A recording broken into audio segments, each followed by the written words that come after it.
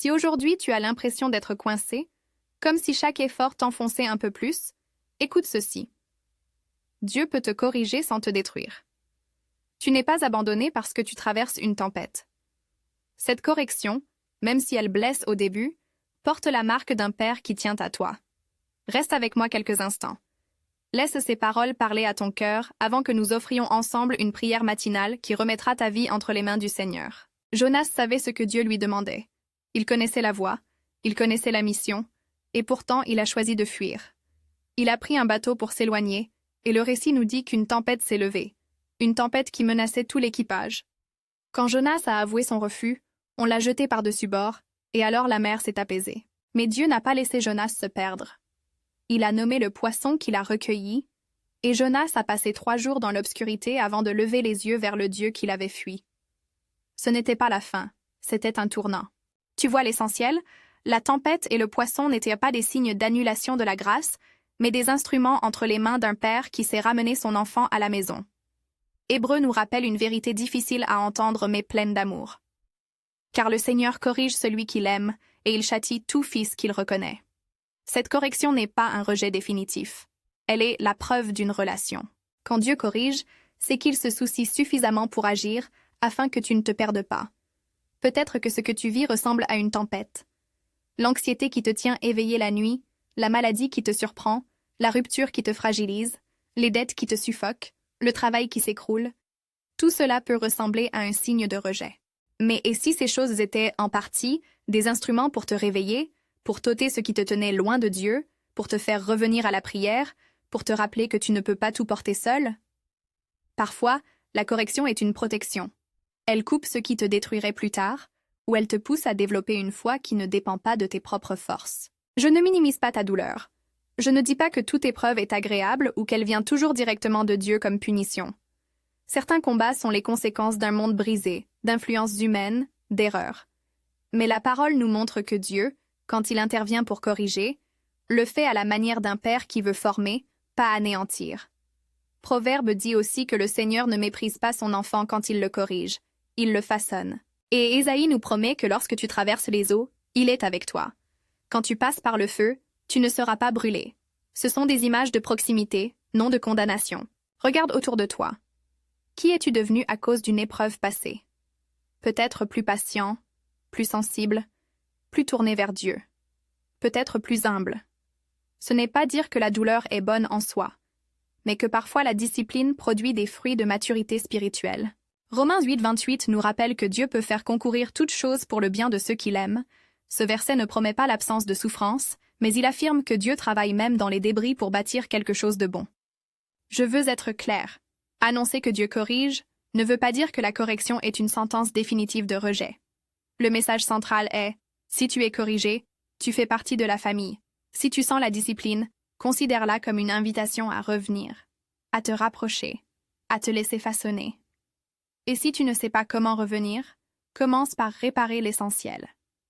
Confesse, demande pardon et ouvre ton cœur à sa présence. Si tu veux recevoir cette prière maintenant, écris « Amen » dans les commentaires et laisse ton cœur s'ouvrir. CTA unique après le premier bloc. Père céleste, Seigneur Dieu, nous venons à toi ce matin en reconnaissant ta souveraineté.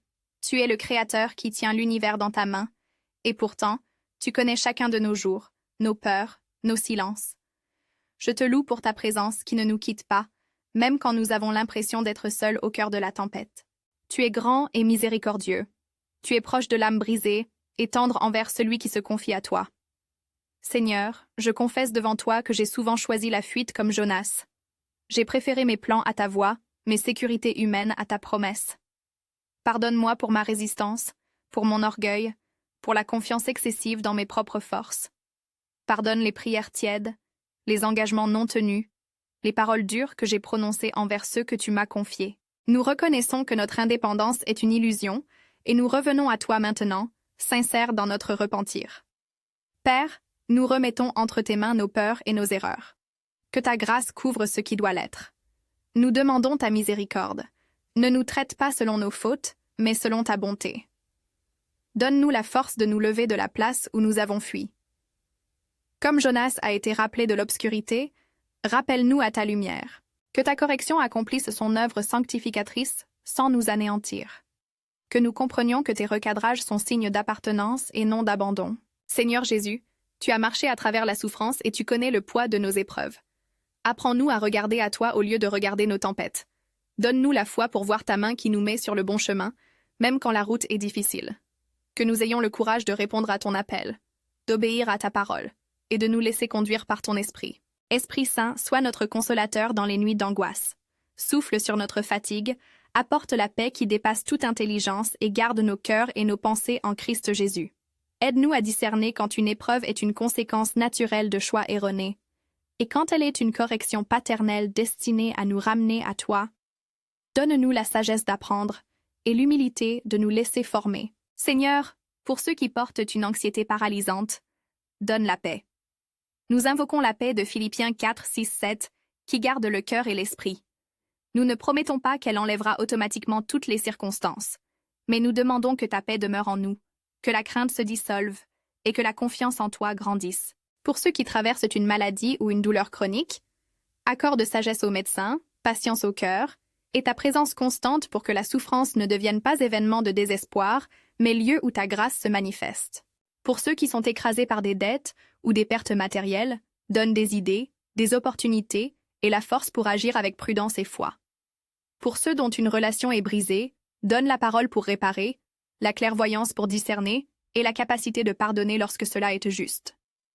Ne fais pas de promesses faciles, mais insuffle l'espérance nécessaire pour persévérer dans la prière et l'obéissance. Nous affirmons aujourd'hui que la correction ne supprime pas notre identité en Christ. Elle nous rappelle plutôt qui nous sommes, enfants aimés, reconnus, désirés. Même quand la tempête gronde, même quand tu permets l'obscurité comme un ventre de poisson, tu es à l'œuvre pour nous ramener. Nous choisissons de te faire confiance, non pas parce que tout est résolu, mais parce que tu es fidèle. Nous prenons la promesse que, même dans l'épreuve, tu travailles pour notre bien. Seigneur, accorde-nous des yeux pour voir les leçons cachées dans nos difficultés. Donne-nous la patience d'attendre ton timing et la force d'obéir quand tu nous appelles à retourner sur la route que nous avons quittée. Aide-nous à entendre ta voix plus fort que nos craintes et à répondre avec foi plutôt qu'avec fuite. Bénis ceux qui se sentent rejetés, ceux qui pensent que Dieu les a abandonnés. Rappelle-leur ta parole. Tu ne nous rejettes pas. Tu nous correctionnes parce que tu nous reconnais. Que cette vérité touche les cœurs meurtris et remplace la honte par l'espérance. Que le sentiment d'être détruit soit transformé en certitude d'appartenance. Nous te demandons aussi pour nos proches, pour nos familles, pour nos dirigeants, pour ceux qui n'ont pas encore choisi de te suivre. Que ta correction, quand elle vient, ne soit pas la fin mais le commencement d'un chemin de conversion et de restauration. Utilise nos épreuves pour nous rendre plus semblables à Christ, non pour nous écraser. Seigneur, nous remettons nos pas entre tes mains aujourd'hui. Guidez nos décisions, aligne nos désirs sur les tiens, donne-nous la grâce de te répondre rapidement et joyeusement. Que ta sagesse remplace notre précipitation, que ta patience remplace notre impulsivité. Et quand la correction viendra, aide-nous à la recevoir comme un acte d'amour, non comme une condamnation. Dans la foi, nous nous rappelons que tu peux faire concourir toutes choses pour le bien de ceux qui t'aiment. Nous ne comprenons pas toujours pourquoi la tempête est permise, mais nous croyons que ta main peut ordonner même le tumulte pour nous ramener à toi. Nous te confions notre chemin, nos blessures, nos peurs et nos espoirs. Père, bénis maintenant chacun de nous d'une paix réelle et d'une présence sensible. Fortifie notre foi, renouvelle notre courage, rends nos cœurs dociles à ta volonté. Que nous sortions de cette prière avec un esprit disposé à obéir, à confesser, à marcher et à aimer. Que ta présence soit palpable au réveil, que ta voix soit la première que nous cherchons quand la tentation de fuir reviendra. Nous scellons cette demande dans le nom de Jésus, qui vit et règne avec toi et le Saint-Esprit. Un seul Dieu, maintenant et à jamais.